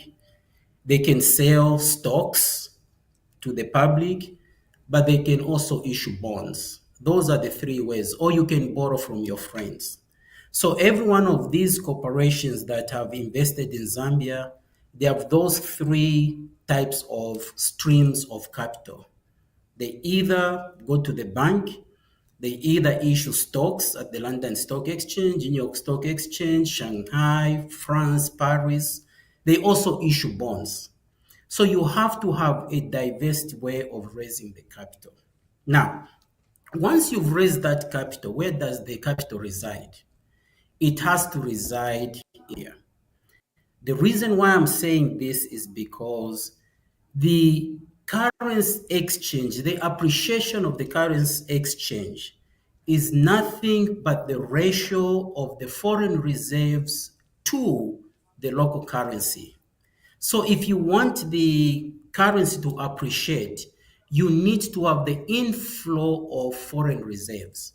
Once you attract the inflow of foreign reserves, that sends signals to the investor that your financial markets are very strong, they are trusted, they have integrity, and you can attract capital from outside. And then from there, you can start using those resources to invest into the local economy. That's how Kaunda did in the very beginning, right? He was retaining maximum foreign reserves from the minerals. And he was now taking that capital and ingesting it into the manufacturing. And Zambia was even able to export goods like sugar, cooking oil to other neighboring countries. Where we are right now, we can say we can raise capital. But what type of capital can you raise when we don't even have the infrastructure and the international confidence to attract foreign reserves into our country? And that's the reason why the kwacha has not appreciated. The last time the kwacha appreciated was in 2021. It was 1 to 15. And that's because in the reserves of Zambia, you can go to the Bank of Zambia website, payment system, download the Excel, it tracks all the payments and movements of the money. That's when Edgar Lungu was leaving. He left 1.6 billion US dollars in the reserves. And that's why the kwacha to the dollar was 1 to 15. It's never been the same because money doesn't come back to Zambia. So how are you going to raise foreign capital to run the mines when there is no confidence among the people from outside to bring back the money? So the solution to this, I think for me, is twofold. You have to strengthen the Lusaka Stock Exchange. I don't know if you guys know this, but Bata is a shoe manufacturing. It's listed on the Lusaka Stock Exchange. I think ZCCM is listed on the Lusaka Stock Exchange. How many of you have bought shares in these Zambian-run companies? Because that's how you raise capital. You raise capital from the private sector, okay? You raise capital from the institutional investors. You raise capital from wherever you can. And then there's capital revenue sharing and things like that. So here's what I'm trying to say. There is no government in Zambia outside of Michael Sata and even our PF advocating for dual citizenship. That was the only time a Zambian government reached out to the people in the diaspora to say you have value, you can bring knowledge, you can invest in our country by also holding the citizenship in Zambia. That was the first and the last. The Zambian government can raise money from the Zambians in diaspora by asking Zambians to buy government bonds. But before I buy government bonds myself, I want to make sure that money is going into targeted industry that I care about. That's what investments is. You can say you want to raise capital all you want, but if I don't care about that which you are raising capital, the money doesn't come. So there are certain ways in which Zambia can raise capital. The most patriotic thing you can do as a Zambian is to buy shares in the Zambian government Like Chiruba, what you are doing is you are helping the Zambian government to raise capital from wherever it can, from within, from outside, and from its own Zambians. Okay? We don't have that infrastructure. So therefore, when you're talking about mining, when a machine breaks down in the mines, you need to pick up a phone call to your investors and wire in billions of money to replace that machinery. Do we have those lines of credit? We can establish them. Why? Those boys in United Arab Emirates, they were born after Msokotwane, but they figure out how the capital market works. Those boys in China, they figure out how the capital market works. So before we start talking about we can raise capital, first you need to understand how do capital market works and how do you invest, and also make sure that the investors have confidence to invest in the local economies. Zambians can do that. Myself, I've offered one thing and I'm on record. When Zambia is ready, we can create a wealth fund. The Botswanas have what is called a pooler fund. Every dollar they make from the pooler, they invest 20 cents, 50 cents in the United States, right here in Chicago. I know the bank that manages that fund. That's why the puller to the dollar is stronger. Why? The strength of the kwacha or the local currency is nothing but the ratio of the foreign reserve to the domestic currency. If we have the will to change things in Zambia, we can. We have Zambians who are knowledgeable, we have relationships with people that we've built. We have people who can help, okay? That's what the Chinese did. But in order to do that, you people who are in Zambia have to first be welcoming and understand that there are certain things that you don't know that only people in the diaspora can enlighten you on. And it's not a competition, it's a partnership. The reason why those Chinese have done it is because a Chinese can go back to China and add knowledge that they gained from outside. He's not ostracized as a foreigner, or he's not ostracized that he's looking for political power. Somebody said I should come back to Zambia.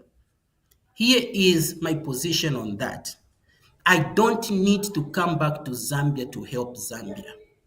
And why? Firstly, in the Bible, it tells you Joseph was in Egypt as a strategic position for his people. Secondly, I know of a man known as Oliver Tambo. When Nelson Mandela went to jail, Oliver Tambo continued to manage the ANC in a briefcase. Oliver Tambo had no desire to be a president. He just wanted to save the country. There are Zambians like me who are not interested in politics, but I'm interested in saving. But I can only save in an environment in which I'm allowed to think, to challenge, to listen, to speak, because that's the way I've been trained and that's all I know. Let me say something about my father. He died in 2022. He was never a politician, died at the age of 96 years. When my father died, he went to the council there in Mufrira and solicited for a cemetery, which is on Mukambo Road. Today, the only cemetery that was available in Mufrira when I was growing up, it's full. People are burying people at Mukambo Road. My father did that. He was not a politician. My father worked in the hospital. He took the knowledge from that and he solicited money from the government of Ireland and Canada. He built a clinic in Murundu there. My father again went to the Catholic Church and he built a development school for young people who drop out but still want to continue and they can learn welding. My point is this to you Zambians who are listening. Not everybody is designed to be a politician. Other people are just problem solvers and solution givers.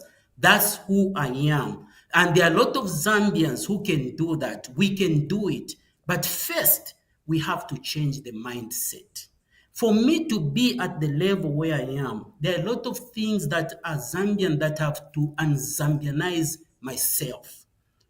That means I had to learn from the Chinese, from the Mexicans, from the whites, from everybody else. This is what I normally say. If the only people that you hang out with and exchange ideas as Zambians, you are poor. Because there's nothing Zambians that you can teach me. The man I've become, I've learned from the wisdom of other people. We can do it in Zambia if we believe that within the 10 provinces of Zambia, there is wisdom in every corner, and everybody ought to be invited at the decision-making table to make the contribution. We can be like the Chinese. We can be like the Arabs in United Arab Emirates. But as long as we are weaponizing each other, we are scared of new ideas. We don't want competition of ideas. Ladies and gentlemen, what Zambia am I coming into? I am free here. I can think, I can challenge, students can challenge me. That's the environment that I'm in. I should come to a place where if I say something, you're going to say Monenia, but no, those times are over. So until we change our mentality and attract Zambians to not only be physically in Zambia, the people that own the mines in Northern Province, Bill Gates and Jeff Bezos, they've never been to Zambia. You don't have to be physically present in a country to have its effect. You just have to know how things are done. So that's on the issue of the running the mines. In terms of the movement, for me, I think what I can propose to the Zambians right now is that the game that we've been playing, this game has not produced anything. It's very fatigue. You should be Zambian fatigue playing this game. We need to change. And the way we need to change for me is we need to change our politics, Ambassador Mwamba. You cannot have a country where every intelligent, ambitious young man and woman wants to be president. Could the Chinese have developed China if everybody wanted to be president? No. Some of people have to save, and it's okay. My father saved until he died. He never left Zambia. Do you know the most important thing that happened about my father? The Vatican City heard about him, and they gave him the highest honor you can give to a lay person in the Catholic Church. Wow. A medal and a certificate for transforming the people in my community. So you can do things without being a politician. It simply takes will, diverting resources to areas that are not getting the attention, and work in partnership with the communities. He worked with the politicians, he worked with the priests, and also he worked with the local people. That's the mentality that we need. Everything in Zambia is not a political problem that needs political solutions. Here is my statement, and we can go back to the phones if they're there. The only tribalism I've known since I was born in Zambia is poverty, because it affects every tribe in Zambia. That should be our number one enemy. The only tribalism that exists in Zambia is economic poverty that affects everybody, because there is no tribe in Zambia that owns the minerals as we speak right now. We may have political power that we change over and over, but none of us owns the minerals. So that therefore, it makes no sense fighting each other based on the tribe. There's only one enemy, and that enemy is poverty, because it affects everybody. So for me to end up where I am, I had to use the foundation my parents gave me. I had to exercise a lot of wisdom. In order to work for a financial institution in the United States, you have to pass every background check there is. Once they pronounced me that I'm worthy, then I knew from childhood until then, God has been on my side. I've made good decisions. And that's what we need. That is leadership. I don't have a political position. I have no desire, but I'm a leader because I lead. I change other people's lives through ideas and everything. That's what we need. You Zambians, you cannot continue blaming political leaders. Those political leaders are a reflection of the community in Zambia. They come among the people. So that mentality that you see in those people is the mentality that is on the ground. So if you want us to have a different caliber of leaders, we need to then change the narrative on the ground, because the people that aspire to be politicians are people who come from the community. So therefore, they are a reflection of what is in the community. Until we change that mindset of Ukudia, my dear, we are not going anywhere. Let's learn from the wisdom of other people who have developed most recently. Those Arabs there, they are not politicians. There's no political party in United Arab Emirates. There's only chiefs, but they have attracted money. Why?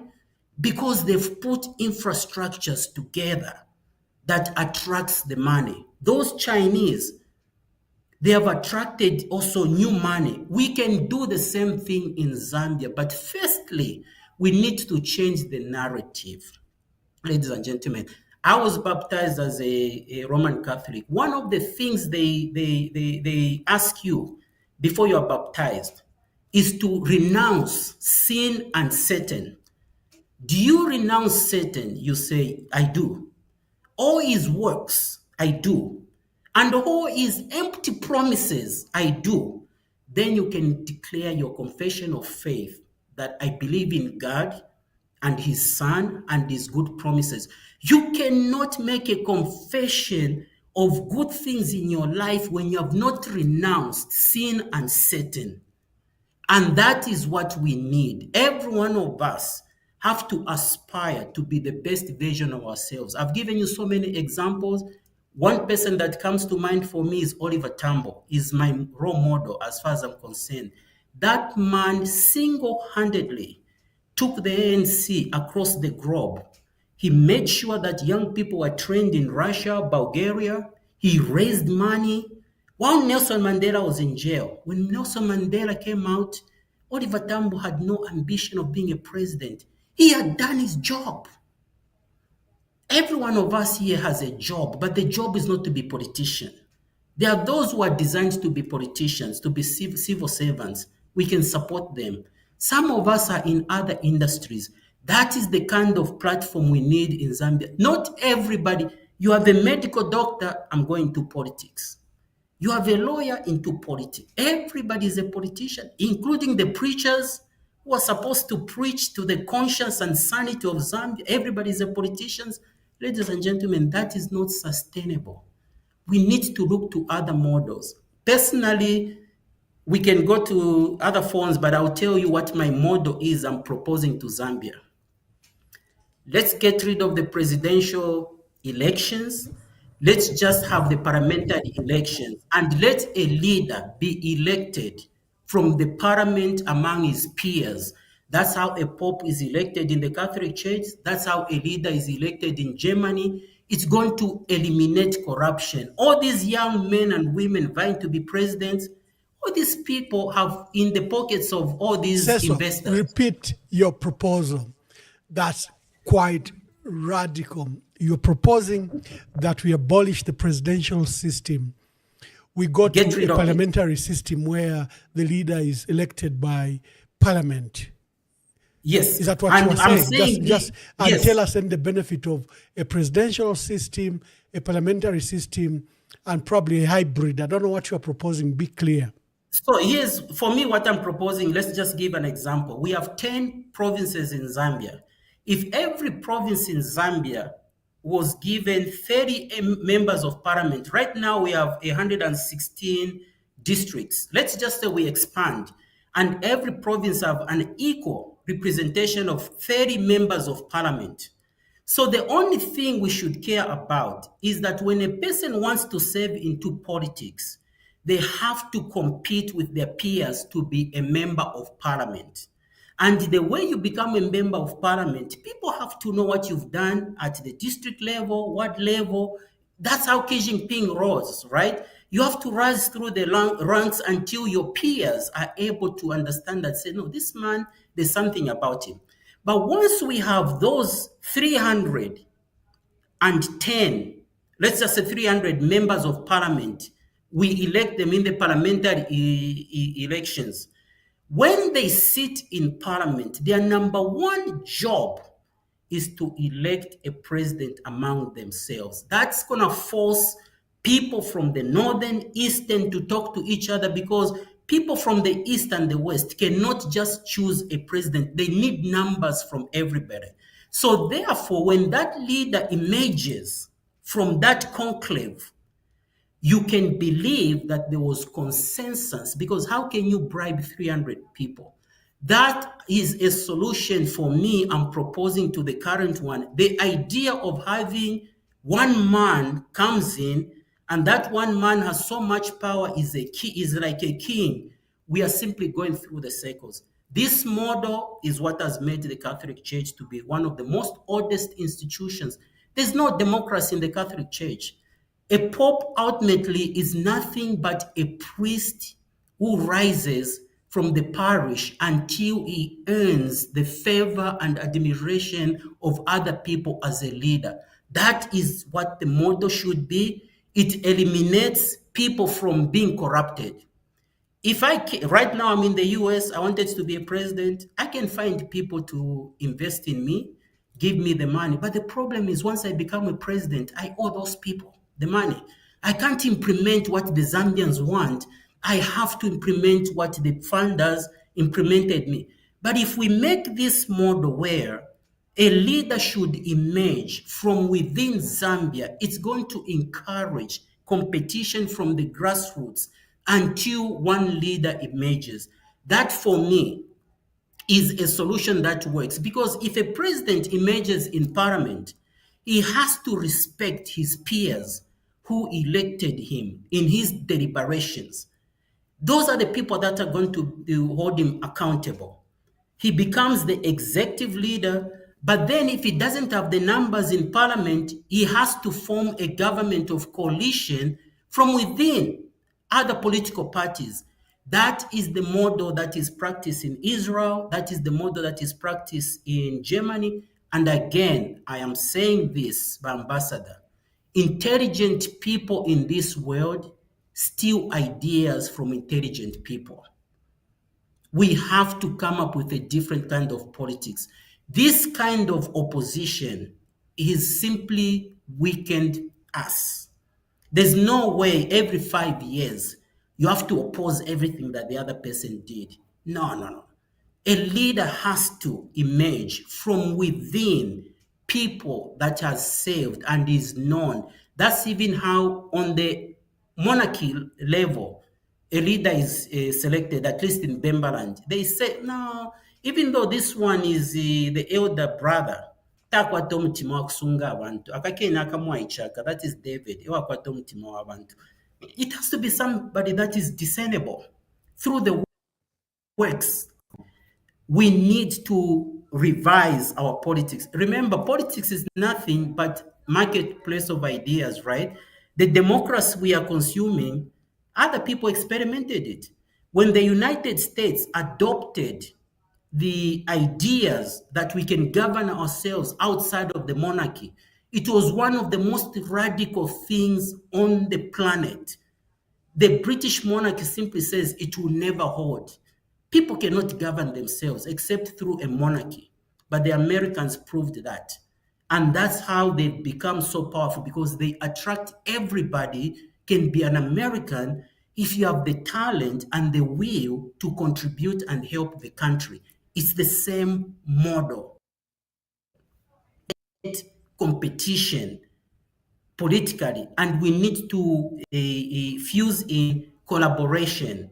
Let's stop wasting what we've been doing. We've tried this since Chiruba, 1990. This is now 2025. Let's try some new ideas. All these other countries that are successful, they have Technocrats. People put things in place in the markets, in the politics, in ideology. That's how you can compete. You can't compete by manifestos. There's no such a thing. You have to have people with a vision. Competition by manifestos, which our people don't No. even bother to read. Yeah, yeah. It says so. An author, a banker, and Zambian national based in Chicago, is serving us in a distinguished manner. I love your answer about people that were asking you to go back home and provide your requisite skills to our people. I love the example you gave that. Look at Bill Gates. He's investing in one of Africa's largest mining company that is coming up in Zambia, and he's never been to Zambia. And if he came to Zambia, it was for charity. He has not come, but the reality of his investment and the return of his money into the venture will be produced. So it's not necessarily that you have to be in Zambia to contribute to our country. I love that. Here is one of the most popular programs in our country, and it's being run from here. And look at the contributions it is making. Make your last remarks. And to the callers, thank you very much for all the calls that called. And Seso has been very gracious with his knowledge. Make your concluding remarks. I would say, Zambia is a very blessed country, in my view. It's a privilege and the honor to have been born in Zambia because that's all I know. But I've also interacted with other people. Zambians by nature are very peaceful people, and they just want what is good for them. Zambians grow up and living with people from other countries, and that's why it's easier for Zambians to assimilate, adopt in other cultures. But I would say to my fellow Zambians, the time has come when we need to take an inventory of our political system. We had a multi-party before independence, Nkumbura and the other white people, John Roberts. And then we went back to single party. Then we went back to plural party. It's all part of maturation, experimenting. It's understandable. But we have to be honest with one another. Has this kind of politics produced what we really want, or this kind of politics has become toxic and a distraction? We can learn from the wisdom of other countries that were simply on the same level like us, who have surpassed us, and learn from them what they've done. They have prioritized economics and not politics. Zambia, everything else is politics. We think everything else is government solved. Chiluba proved that. The government is not in the business of providing and solving personal problems of people. The government is in the business of creating an atmosphere that can invite risk takers to help the government move the country forward. So therefore, for me, my appeal to every one of you political leaders in Zambia, those who are currently serving and those who are vying for offices, we need to have a conversation. Instead of fighting each other and opposing each other, throwing each other in jail, accusing each other of things that don't exist, tribal this and that, things that are just man-made, don't make it exist. Let us come together and choose to govern each other with ideals. The first ideals that Kaunda gave Zambia was humanism. And humanism was nothing but a hybrid of the African indigenous culture, Ubuntu, and the Christian moral code. Those two things, humanism, is what Kaunda founded the nations on. It's time for us to come up with a different ideology. And for me, what I'm proposing is that on the decision-making table of our resources, of our people, let's expand the pool of knowledge. The chiefs have to have a stake in the minerals. The chiefs have to have a stake in their minerals. Those minerals belongs to the chief and their ancestors that lived on that land. The chiefs have to have a stake in those minerals. We need to collaborate with each other and make sure that we exploit those minerals, not for the benefits of politics, for the benefits of Zambians. I stand here not as a self-made man. I stand here because my mother, my father, my siblings invested in me. The teachers invested in me. There are so many people who have invested into the man that I am. Now I'm giving back to the community in different ways.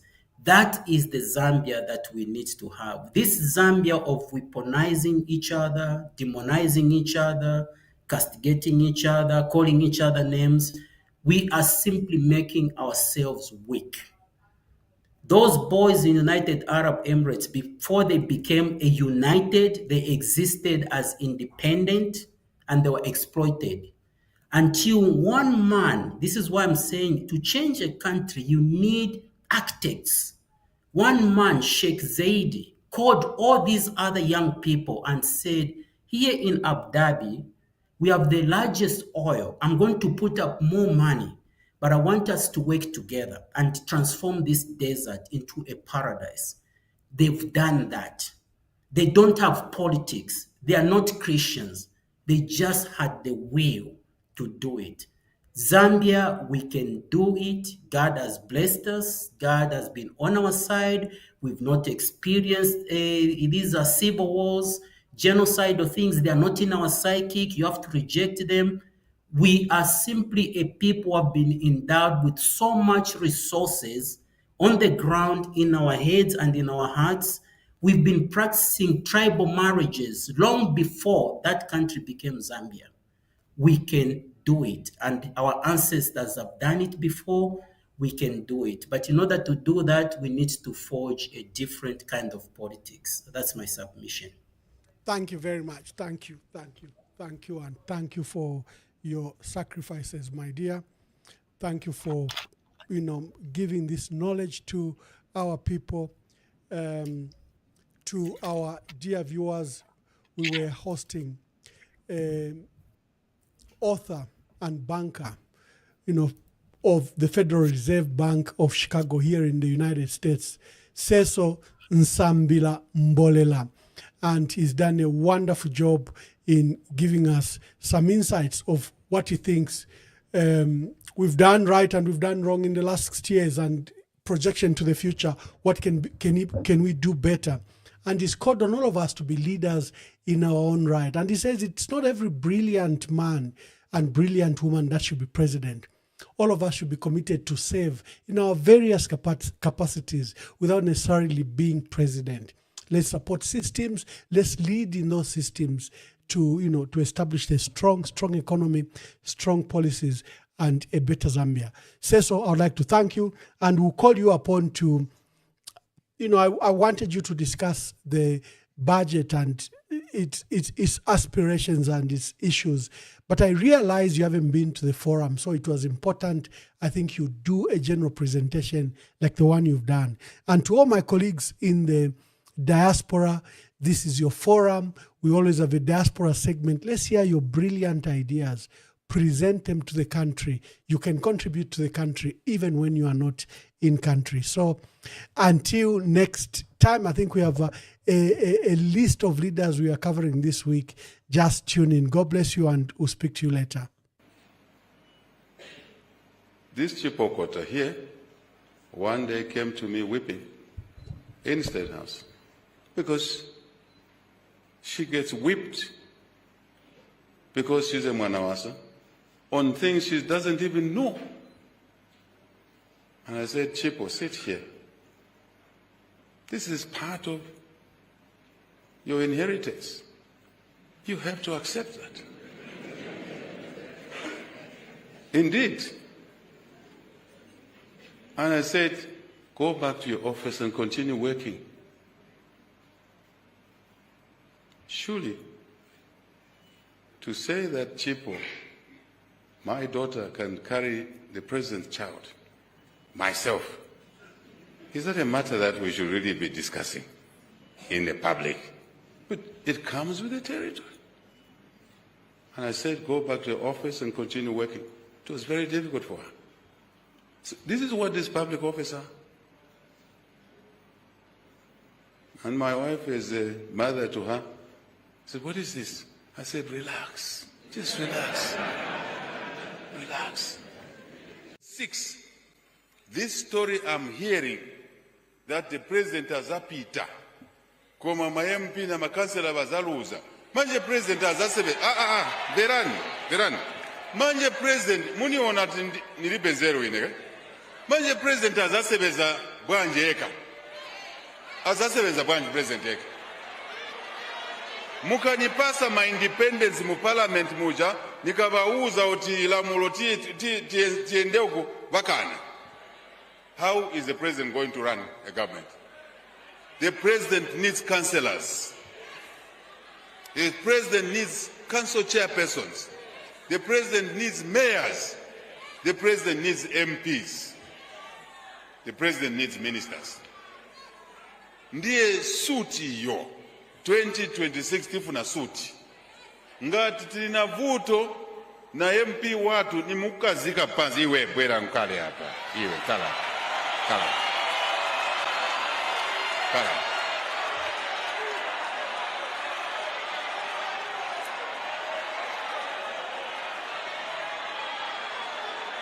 Zambia,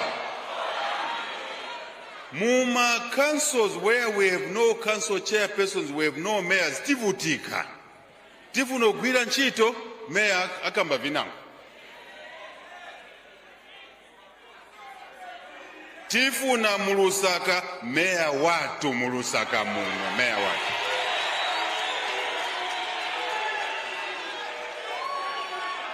Zambia, Kukopa belt, all the districts, we have mayors except in those